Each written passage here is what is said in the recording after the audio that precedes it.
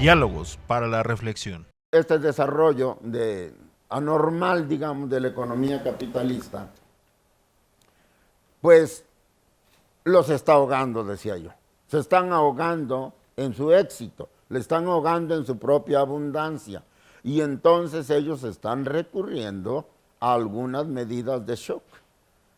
Y ya se sabe, una de las medidas de shock preferidas después de la especulación con las tarjetas de crédito, después de la especulación inmobiliaria, después de la especulación con los préstamos forzosos a los países débiles, que no les ha dado resultado, recurren a la última política de shock, que es a provocar conflictos en el mundo. Las guerras que estamos mirando tienen varios propósitos, no es necesario ni siquiera lógico pensar que tengan un solo propósito. Evidentemente las guerras que estamos mirando tienen un objetivo estratégico, geoestratégico, tienen un objetivo político, tienen un objetivo de afianzamiento del poder sobre el mundo, sobre todo de los países más poderosos, básicamente el país de Estados Unidos. Pero tienen un objetivo económico indudable. Ya se sabe, cada vez que la economía de mercado está en apuros y cuando ha ensayado sus diversas recetas y no le dan resultado, recurre a un tratamiento de shock, que es crear conflictos armados.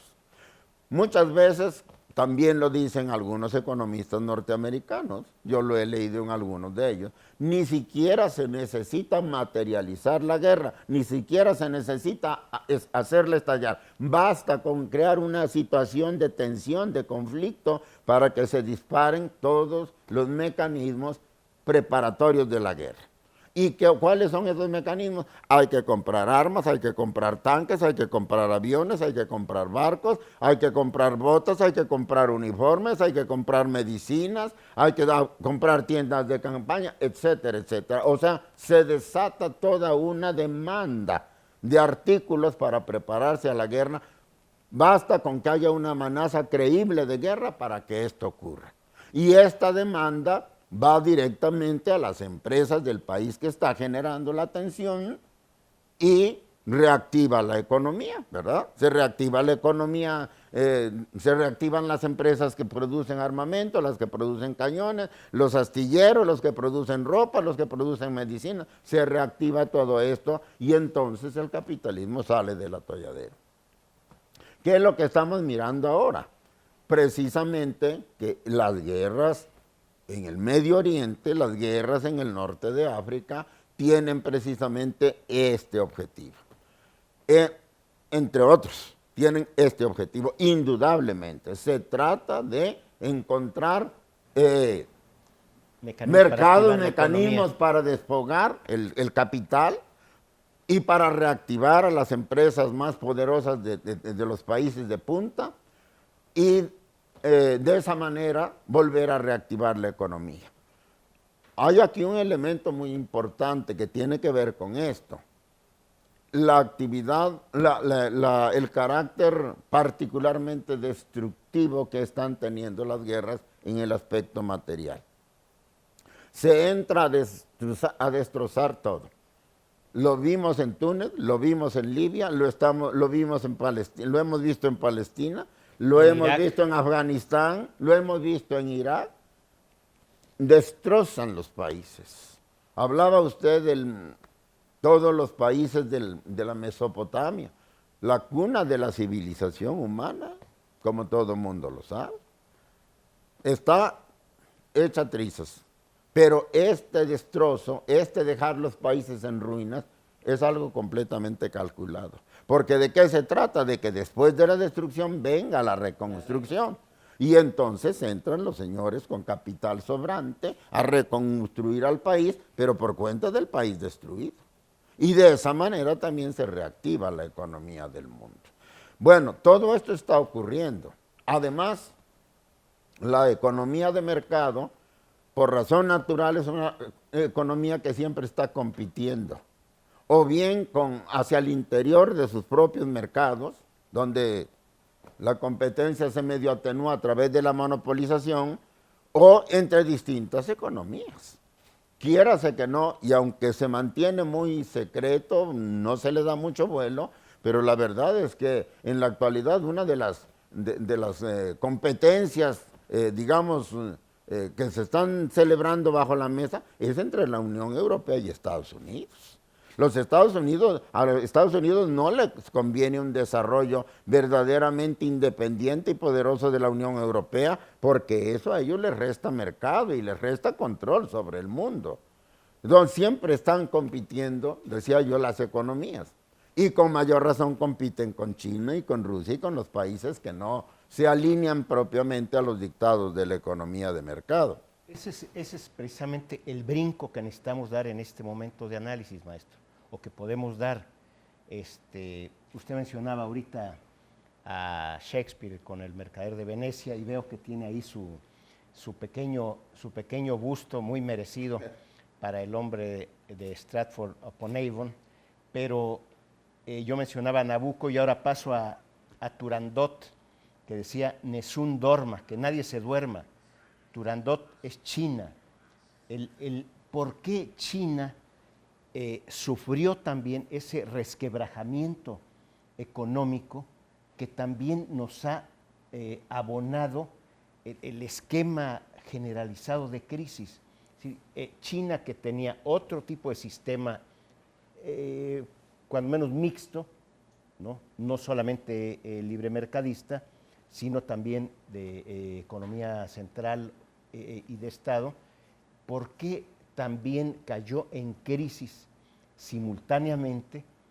Y eso nos ha, cuando menos en apariencia, no sé si estoy yendo correcto, porque usted mencionaba Krugman, yo diría que también juega otro premio Nobel que es Paul Samuelson. Entramos en los rendimientos decrecientes de que hablaba también este economista premio Nobel, y China nos ha traído ese coletazo adicional cuando menos lo necesitábamos en el mundo. ¿Por qué se sumó el factor chino a este factor de desequilibrio o de teleología bélica, de buscar con preterintencionalidad la generación de conflictos o esa agudización de tensiones? ¿Qué papel jugó la República Popular China y su economía y gobierno, maestro? Trataré de llegar ahí rápidamente, doctor, si me lo permite. Yo estaba diciendo, como el imperialismo siempre está compitiendo, como el capitalismo es una economía en donde hay competencia siempre, de un modo o de otro, la competencia, la libre competencia de la que hablaron los economistas del siglo XIX, ya no existe. Como tal ya no existe, pero sigue habiendo competencia. ¿Qué pasó con la competencia? Cambió de dimensión y cambió de forma, pero existe la competencia. Y esta competencia perpetua del capital siempre lo tiene detrás del control de las fuentes de materias primas. Si yo, por ejemplo, empresario del acero alemán o norteamericano, quiero derrotar a mis competidores chinos, estuvo hace poquito muy de moda la competencia del acero chino, una manera eficaz de hacerlo es acaparando, monopolizando yo las fuentes, las minas del mineral e impidiendo que nadie más disponga de esa materia prima. Entonces, con eso yo estrangulo a mis competidores porque los dejo sin materia prima o los obligo a que me la compren a mí y los hago dependientes de mí y yo regulo su crecimiento. Si quiero les vendo y si no quiero no les vendo. Si quiero les elevo el precio y entonces los pongo en desventaja en el mercado. Entonces las guerras del norte de África y del Medio Oriente tienen esta componente económica muy importante. ¿De qué se trata? De controlar las grandes fuentes de abastecimiento de gas, de petróleo y de algunas otras materias primas. Algunos hablan incluso del agua dulce. Se dice que Libia, paradójicamente, está montada en un océano de agua dulce y que eso la ha hecho un objetivo estratégico para los grupos poderosos, sobre todo de Estados Unidos, pero también de Europa. Entonces, todo esto está detrás de los conflictos que estamos mirando, pero no me quiero desviar de mi punto central. Todo esto, ¿por qué está ocurriendo? Está ocurriendo porque vivimos en una economía de mercado, en una economía capitalista, como es su nombre técnico más conocido, aunque a los norteamericanos no les gusta, tienen prohibida la palabra capitalismo, que tiene graves dificultades para su desarrollo. Yo lo quiero decir así, aunque suene yo un poco apocalíptico. Según yo, la economía de mercado ha llegado a un nivel tal de monopolización, de concentración y centralización de los capitales, a una tal reducción de los que se benefician del sistema. La Oxfam acaba de publicar su último informe, en donde da datos escalofriantes, que están haciendo completamente inoperante al sistema, que lo están convirtiendo en un sistema ya no productivo, ya no, digamos... Generadores satisfactores. Generadores satisfactores, exactamente, sino simplemente están convirtiendo al mundo en una economía de casino. Porque este es el problema. La economía especulativa, la economía, digamos, financierizada, no produce nada.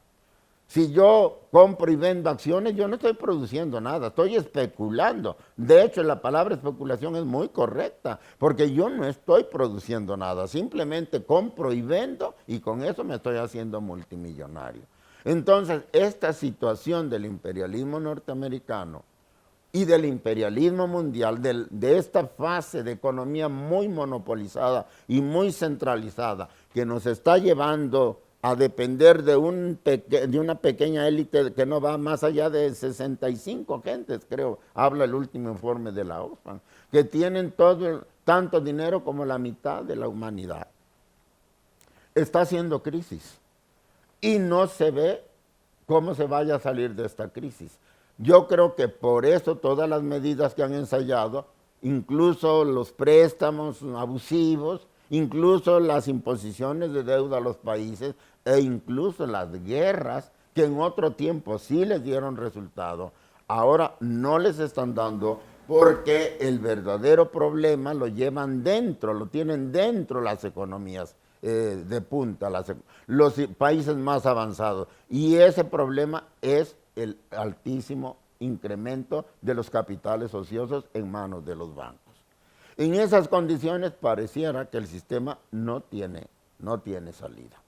Y creo que hemos entrado a un punto crucial para tratar de entender cómo está afectando a la realidad mexicana actual, que ha seguido prácticamente la misma tendencia o el mismo esquema del resto del planeta, que es el incremento demográfico en las bases de la pirámide, y eso ha hecho que también la pobreza se incremente y se recrudezca.